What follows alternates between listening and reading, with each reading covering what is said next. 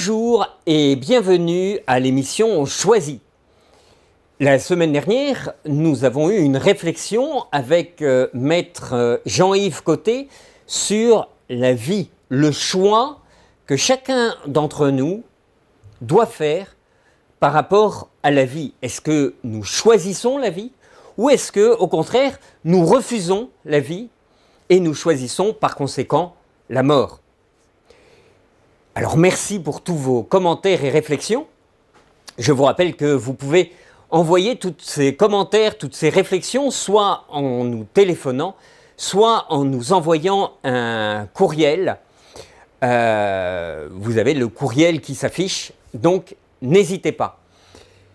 Cette semaine, nous allons rester dans l'actualité, puisque effectivement l'actualité est très nourrie, très enrichi actuellement par les questions économiques. Vous savez que l'économie règne un peu dans notre monde, et quand je dis un peu, c'est parfois beaucoup. Et donc, nous avons aujourd'hui avec nous deux personnes qui sont des banquiers et qui, effectivement, sont spécialisés des questions monétaires, des questions de l'argent. Et alors, on va réfléchir avec eux sur l'argent ou plus exactement sur la place de l'argent dans notre vie. Alors, bienvenue Christian Guérard et Michel Ponce, bienvenue à notre émission Choisie. Bonsoir, donc effectivement, Christian Guérard, je suis responsable des risques dans un environnement bancaire et je suis père de 4 enfants.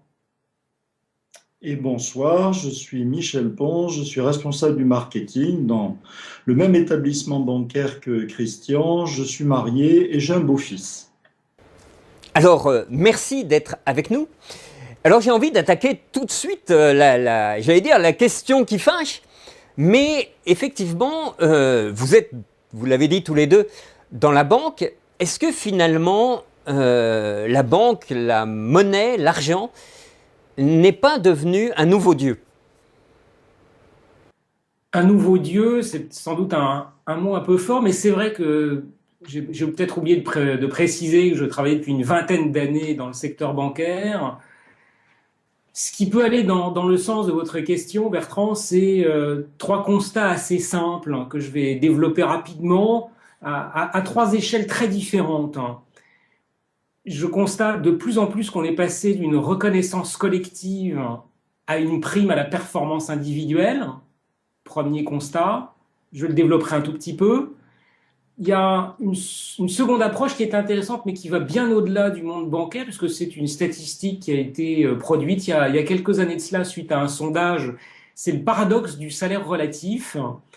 Et puis, le troisième élément sur lequel on pourra échanger, c'est celui de la perte de la relation entre les gens au sein d'une entreprise. Et on va voir qu'effectivement, par rapport à la question posée de Dieu-argent, effectivement, ces constats dont vous avez vu que j'y mettais une connotation un peu négative sont probablement motivés justement par cette émergence du Dieu-argent. Alors, j'évoquais un premier point qui était de parler du fait qu'on soit passé de la reconnaissance collective à la prime à la performance individuelle. Moi, j'ai souvenir quand j'ai commencé, oui, on a oublié de se présenter, mais en tout cas pour ma part, je suis de nationalité française et j'ai travaillé très longuement dans des établissements français. Et donc, il y a une vingtaine d'années, on est dans fin des années 90, on avait des rémunérations, on avait même au niveau du groupe bancaire dans lequel j'étais, un indice qui s'appliquait pour l'ensemble de la banque à l'échelle de l'ensemble de la France. Et en fonction des performances de la banque, c'était l'indice du salaire qui était augmenté et donc la totalité des salariés qui, en fonction de la performance de la banque, la totalité des salariés qui bénéficiaient d'une hausse de l'indice. Aujourd'hui, je suis dans une filiale du même groupe. Il y a toujours un indice, mais qui, à ma connaissance, ne bouge plus. C'est simplement par sa performance qu'on peut espérer monter dans l'échelle de l'indice, mais surtout, aujourd'hui, je le constate, eh bien, la quote-part de mon bonus, c'est-à-dire de ma performance purement personnelle et qui est une rémunération variable d'une année sur l'autre, représente aujourd'hui entre 25 et 30% de ma rémunération. Il y a 20 ans, je crois que je n'avais pas de bonus. Ouais, on voit un basculement où effectivement on est de plus en plus individuel. C'est-à-dire que c'est vraiment l'action que fait chacun qui va permettre de gagner plus ou moins. Exactement. Alors évidemment, la performance personnelle va bien dépendre de la performance globale de l'entreprise, mais on est bien dans une espèce de challenge permanent de si vous voulez gagner plus, soyez super performant et on vous reconnaîtra. Et même, on pourrait peut-être aller plus loin en disant, si vous marchez un peu sur les autres et que ça ne nuit pas à l'entreprise, à ce moment-là, sans jeu de mots, c'est tout bonus. Puisqu'effectivement, à ce moment-là, vous allez en ressortir vainqueur. Alors cette directive-là, heureusement, quand même, n'est jamais communiquée. On ne nous propose jamais de le faire, mais oui, on voit des comportements d'un certain nombre de personnes qui, spontanément ou sous la pression, peuvent aller dans cette voie pour effectivement tenter d'améliorer leur performance. Je peux donner un exemple très concret, hein. J'ai une de mes anciennes collaboratrices qui travaillait dans une salle des marchés où elle avait des clients, elle faisait du brokerage sur les actions américaines. Et en fait, comme tout un chacun, elle partait en congé. Et qu'est-ce qu'elle constatait à son retour de congé? Que son collègue qui s'était occupé de ses clients pendant ses congés avait essayé tous les jours de convaincre ses clients de changer de responsable pour plutôt travailler avec celui qu'il avait remplacé pendant ses congés, de façon à ce que, bien entendu, son chiffre d'affaires soit augmenté au détriment de sa collègue. Donc on était là vraiment dans une vision un peu loi de la jungle paroxystique. Ne pars pas en congé, reste tout le temps sur ton poste de travail, éventuellement casse un peu tes collègues parce que ça te permettra d'avoir plus de chiffre d'affaires et donc plus de rémunération au détriment de ton voisin de bureau. Là, on ne parle pas d'un concurrent qui est dans une autre ville ou un autre pays. On parle du voisin de bureau qu'on côtoie, même du voisin de poste de travail. À une époque aussi, pour des raisons d'économie, nous travaillons beaucoup en open space. Donc là aussi, chaque mètre carré de compte, il ne faut pas dépenser trop d'argent. Le bureau individuel, c'est fini. Ça permet d'ailleurs l'open space à chacun de contrôler ce que fait chacun. Donc ça aussi, c'est une forme, je dirais, de surveillance générale. Donc un environnement, effectivement, où la concurrence est soutenue et exacerbée dans les nouvelles conditions de travail contemporaines. Est-ce que justement, en vous entendant là, je me disais, mais est-ce que ce n'est pas un nouvel esclavage finalement? Est-ce que c'est pas parce que on voit bien un peu comme une prison où on est tous en train de se surveiller les uns les autres et puis voir si je pourrais m'arranger avec le surveillant en dénonçant un tel ou un tel pour gagner quelques miettes finalement. Alors, aux États-Unis et à Londres, par exemple, la surveillance se fait que chaque jour, un opérateur doit donner 50 appels sortants, donc il est supposé appeler des clients. On va l'inciter à manger sur son lieu de travail, donc on va leur offrir des plats gratuits, entre guillemets, qui commencent au petit déjeuner, qui se poursuivent au déjeuner, justement pour essayer d'accrocher le collaborateur à son poste de travail de 7h30 le matin à 7h le soir.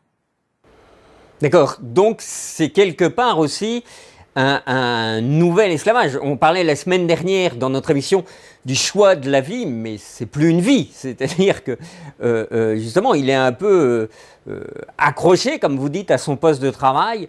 Et à quoi ça sert? Ben, c'est un esclavage consenti. À partir du moment où effectivement la valeur principale, c'est combien je gagne, les collaborateurs acceptent cette règle du jeu, puisque c'est aussi le moyen qui va leur permettre d'avoir des gros bonus en fin d'année. Le cas paroxystique, c'est le cas de Jérôme Kerviel, qui a expliqué pourquoi, excusez-moi, pourquoi a-t-il triché? Eh bien, parce qu'il avait à cœur, lui, issu d'une petite école de commerce, de montrer à tous les ingénieurs, polytechniciens, centraliens qu'il côtoyait toute la journée, eh bien que lui était capable de gagner beaucoup plus qu'eux, quitte éventuellement à ne pas respecter les règles. Alors là, Monsieur Christian Guérard, on en arrive peut-être à votre deuxième exemple, justement, à votre deuxième point. Oui, alors le deuxième exemple est plus large, et je vais l'exprimer à travers l'exemple qui a été donné, parce que en fait c'était l'objet d'un sondage qui portait pas du tout sur des banquiers. Alors on pourrait en donner le résultat de manière un peu compliquée, donc je vais le faire à travers l'exemple qui a été pris dans le sondage. Et je vous rappelle donc ce deuxième point, c'est le paradoxe du salaire relatif. Et la question qui a été posée à des milliers de gens, hein, je précise bien à des milliers de gens, on leur a dit, vous êtes dans une entreprise, vous avez votre niveau de salaire, raisonnez à ce que votre niveau de salaire vaille la base 100. Est-ce que vous préféreriez savoir que demain ou à l'année prochaine, votre salaire sera augmenté de 100 pour passer à 110, sachant que les autres collaborateurs qui étaient au même niveau d'indice de 100 ne sont augmentés que pour passer à 105? Ou préférez-vous la situation où votre salaire passera de 100 à 120, sachant que les autres collaborateurs sur le même indice passeraient, eux, d'un salaire de 100 à 115? Donc, si vous écoutez bien la proposition, vous apercevez que dans les deux cas, l'écart de salaire après l'augmentation n'est que de 5 entre le collaborateur auquel on pose la question et l'ensemble des autres collaborateurs à la même échelle. Eh bien, il ressort de manière quasi, c'est plus que majoritaire, c'est quasi 100%, que l'ensemble des interrogés préfèrent la première situation passer d'un salaire de 100 à 110 si les autres collaborateurs voient leur salaire passer à 105, parce que proportionnellement, je dis bien proportionnellement, ils se trouvent plus riches et donc plus reconnus que dans la situation où leur salaire passe de 100 à 120, dans la mesure où celui des autres collaborateurs passe de 100 à 115. Alors que sinon, dans le premier cas, il passait que de 100 à 105. Donc on voit bien que là, il y a vraiment une véritable course. Alors pourquoi on parle de paradoxe? C'est qu'il y a à la fois une course à l'argent, mais finalement, c'est pas en avoir le plus possible, puisque 120, on en aurait plus que dans le cas de 110, mais c'est en avoir surtout plus que les autres. Oui, on voit bien qu'effectivement, là, c'est une recherche de l'argent pour l'argent. Oui, exactement. C'est la recherche d'avoir plus d'argent que les autres, parce qu'effectivement, ce que j'ai oublié de préciser, et c'est peut-être très important à redire, c'est que le sondage qui a été fait est dans le contexte où, bien évidemment, tout ce qui est bien de première nécessité est acquis. C'est-à-dire qu'on s'adressait à des populations qui ne sont pas dans des situations de stress financier ou économique. Et donc, effectivement, et c'est ce que les gens voulaient. Ils ne savaient pas s'ils démontreraient ça, mais en tout cas, ils voulaient savoir comment se positionner les gens par rapport à ce paradoxe. Eh bien, la totalité de l'échantillon, de manière extrêmement plus que majoritaire, hein, pratiquement la totalité de l'échantillon a répondu qu'ils préféraient en avoir peut-être un peu moins, mais surtout plus que les autres, relativement parlant. D'accord. Alors, est-ce que ça nous aide à comprendre, j'allais dire, aussi par rapport à notre relation à l'argent et par rapport à ce qu'on disait, hein, le dieu argent, on est toujours autour de cette thématique. Est-ce que ça nous aide à avancer pour dire, est-ce qu'il y aurait, je vais le dire autrement, est-ce qu'il y aurait une autre solution que de répondre à ce besoin finalement toujours d'argent? Parce que vous dites 100% ou quasi 100% des gens souhaitent finalement avoir plus d'argent. Est-ce qu'il y a une autre solution? Alors, une autre solution, il y a sans doute en tout cas plusieurs voies. Et je sortais d'une réunion pas plus tard que cet après-midi où au sein de la banque, on se posait la question de savoir pourquoi y a-t-il des tensions entre les différents services et entre les gens, parfois même d'un même service. Et on était un certain nombre de collaborateurs autour de notre directeur général pour lui faire remonter, parce que évidemment il nous avait interrogé, il nous avait pas dit de venir en réunion, il nous avait donné le sujet de la réunion qui était quelles sont l'origine de ces tensions et que peut-on proposer pour y remédier. Et il est spontanément ressorti de la plupart des collaborateurs, nous étions une dizaine autour de lui, qu'en fait il y a un manque de reconnaissance et que ce manque de reconnaissance n'est pas financier, il n'est pas lié à l'argent. C'est-à-dire qu'autrement dit, bien sûr que les gens attendent une reconnaissance financière, mais en fait, ils attendent une reconnaissance d'un tout autre niveau, qui est une reconnaissance humaine de ce qu'ils sont. Et donc voilà, il y a probablement là une piste par rapport à la reconnaissance purement financière, à cette course. En France, on a une expression, parce que c'était un film à l'époque, de course à l'échalote. C'était en fait, oui, la course à en avoir toujours plus. Et on voit bien que si on veut répondre à un certain nombre d'attentes des collaborateurs et de soi-même, il y a un volet financier qui n'est pas question de négliger, il est important, mais il a tendance, et on le verra dans un point suivant, il a tendance à être devenu d'important à primordial et majoritaire, alors qu'il y a beaucoup d'autres facettes purement humaines de reconnaissance au travers un moment passé, au travers le temps consacré à féliciter dans le cadre d'une réussite, etc., etc. Et ça, c'est pas seulement dans les banques, hein, on le voit, ça peut avoir lieu partout, dans les usines, où effectivement, on voit bien que on parlait autrefois de la lutte des classes, mais c'est même pas ça dont il s'agit. Hein, c'est un désir simplement d'être reconnu en tant qu'être humain. Exactement. On peut prendre, me semble-t-il, un autre parallèle qui sont les familles aujourd'hui avec des enfants. Et on sait qu'aujourd'hui, très souvent, les deux parents travaillent. Les deux parents ont peu de temps à consacrer à leurs enfants et à leur vie de famille. Et très souvent, la réponse qui est apportée par les parents est, je vais utiliser ce mot, acheter ses enfants en leur offrant des cadeaux, en leur donnant de l'argent et en leur permettant d'assouvir leur plaisir matériel. Évidemment, ce faisant, on habitue dès leur plus jeune âge les enfants à ne reconnaître que ce type de reconnaissance. Alors qu'on sait très bien que très souvent, en tout cas quand les enfants sont jeunes, ce qu'ils veulent, c'est des moments de qualité avec leurs parents. C'est des moments d'échange profonds, sincères, regarder un match ensemble, jouer ensemble, se promener ensemble.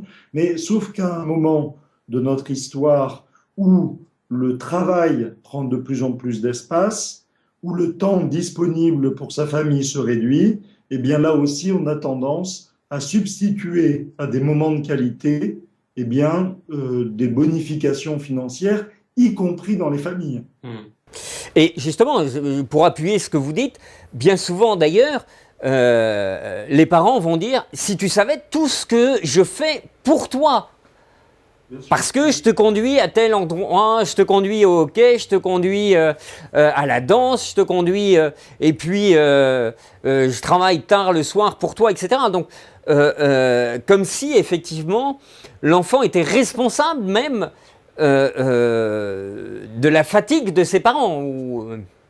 Mais je profite du propos de Michel. Je pense qu'on parle probablement aussi peut-être au Canada de la Coupe du Monde de rugby en ce moment. En tout cas, en France, on en parle beaucoup. Et le plus beau cadeau qu'on s'est fait, je pense, réciproquement en famille, qui était le week-end dernier, ou il y a 15 jours, je ne sais plus pour quel match, quand je suis rentré pour le week-end, mes enfants m'ont dit on devait aller voir le match de rugby, parce qu'on n'a pas la télévision à la maison, on devait aller voir le match de rugby chez des amis. Mais on est resté pour le regarder ensemble. Et en fait, on l'a regardé sur Internet. Et je crois que c'est le plus beau cadeau réciproque. Moi, mes enfants m'ont fait un magnifique cadeau parce que c'était beaucoup plus sympathique de le voir avec eux. Et je pense que de l'autre côté, ils étaient contents de le faire avec moi puisque ce sont eux qui me l'ont proposé. Et donc, effectivement, je pense qu'on voit bien qu'il n'y avait aucune notion d'argent derrière ça, mais de temps passé ensemble. Alors justement, peut-être que le temps... on voit bien, hein, le temps est aussi monétisé, c'est-à-dire que le temps devient aussi de l'argent. Parce que si on en gagne peu, eh bien, il faut passer plus de temps pour en gagner davantage. Alors on voit qu'il y a d'ailleurs dans votre histoire personnelle, et là je m'adresse peut-être plus à vous, Michel Pons, effectivement, vous avez rencontré le dieu argent, j'allais dire. Alors, si je peux rapidement résumer mon histoire personnelle, en tout cas revisiter dans mes souvenirs. J'ai été baptisé, confirmé, etc. mais je me souviens très bien avoir été assez choqué par un film que j'ai vu sans doute vers mes 14-15 ans qui était consacré à Saint François d'Assise. Et ce film, comme vous l'imaginez, donc c'était il y a 35 ans, montrer la vie de ce jeune fils de bourgeois dans la ville d'Assise. Son père était un riche commerçant et la vie qui se dessinait pour lui, c'était une vie relativement confortable de successeur de son père à la tête de la fabrique.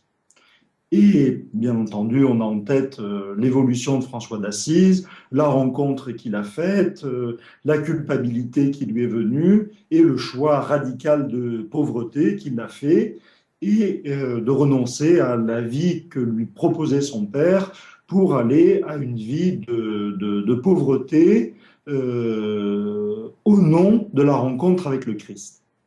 Et je crois me souvenir qu'en fait, cette vie m'est apparu véritablement comme un repoussoir.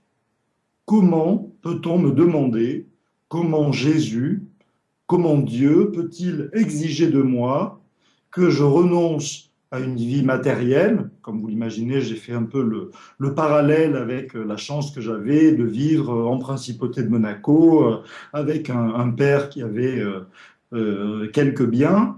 Comment peut-on exiger de moi de renoncer à tout pour une vie finalement faite de pauvreté et en plus dans la vie médiévale évidemment on voit bien que c'est une vie de souffrance, d'absence d'hygiène, d'absence de soins, etc. Donc je pense, après avoir réfléchi récemment à tout cela, que c'est de là que date ma première rupture avec les recommandations du Christ.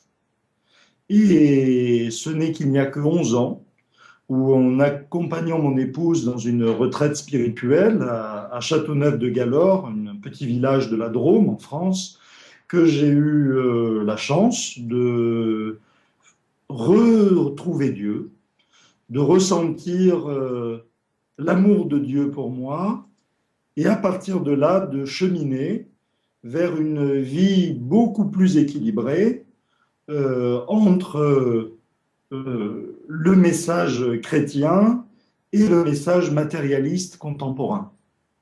Et de dire, c'est bien de vouloir toujours plus de biens matériels, toujours plus de bonus, toujours plus de reconnaissance par les tiers, dont parlait Christian tout à l'heure, mais est-ce que vraiment c'est le chemin pour nous conduire au bonheur? Et beaucoup plus récemment, je ne me suis pas converti au bouddhisme pour autant, vous avez Mathieu Ricard, qui est le fils du philosophe Jean-François Revel et converti au bouddhisme depuis une quarantaine d'années, qui, avec son livre Plaidoyer pour l'altruisme, explique, je pense, dans des termes très convaincants, très concrets, comment, effectivement, on peut trouver le bonheur autrement que dans l'argent. D'accord. Alors on voit que vous situez le niveau sur un point spirituel fort, et tant mieux. Mais est-ce que, j'allais dire, est-ce que votre rencontre justement avec l'argent, avant de quitter ce monde que vous n'avez pas quitté, hein, puisque vous êtes banquier à Monaco, donc on ne peut pas dire que vous avez quitté l'argent, mais quelle est la... je vais employer un mot fort, mais quelle est la jouissance que vous avez eue de l'argent? Alors effectivement, je ne peux pas dire qu'il y ait, du point de vue de mon confort matériel, un avant et un après, puisque j'ai gardé mon travail, je vis dans un pays privilégié avec une fiscalité très douce. Donc je dirais que j'ai la chance aujourd'hui, en n'étant pas au chômage, de continuer à jouir d'un confort matériel. Le principal changement, il est dans le benchmark. C'est-à-dire que sans foi chrétienne, sans croyance dans une transcendance, finalement, qu'est-ce qui va me permettre de me juger? Eh bien, sans doute comme Donald Trump, est-ce que j'ai plus d'argent aujourd'hui qu'hier? Est-ce que mon compte en banque est plus fourni?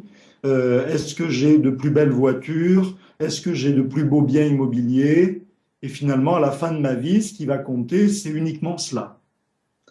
La différence aujourd'hui, évidemment, c'est que je ne dis pas que le bien-être matériel ne compte pour rien. Je suis très conscient de la chance que j'ai, mais clairement, pour partir d'une série télévisée bien connue, X-Files, la vérité est ailleurs. D'accord, donc là vous nous ouvrez, vous dites, ce n'est pas une renonciation à l'argent. Vous ne nous dites pas actuellement, non, il faut renoncer à tout ça. Vous dites, regardez ailleurs. Et une expression très connue, hein, c'est l'argent est un bon serviteur, mais un mauvais maître. Donc D'accord. effectivement, il faut de l'argent pour vivre. Je pense que dans une société matérielle qu'aujourd'hui, à partir du moment où on a des responsabilités de famille, évidemment, ça aide, même si Mathieu Ricard va expliquer qu'on peut très bien être heureux sans argent. Et on va dire que c'est réservé peut-être à une minorité.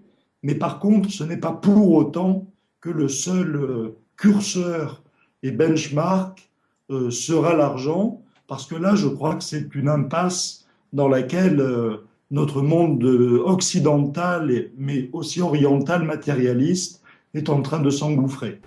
Alors c'est assez étonnant d'entendre deux banquiers dire cela, deux banquiers en plus de Monaco. On arrive au terme de l'émission et j'ai envie de vous poser la question. Vous savez qu'on termine notre émission toujours par une question que vous laissez à nos auditeurs, à nos téléspectateurs. Alors, quelle serait cette question que vous leur laisseriez au terme de cette émission?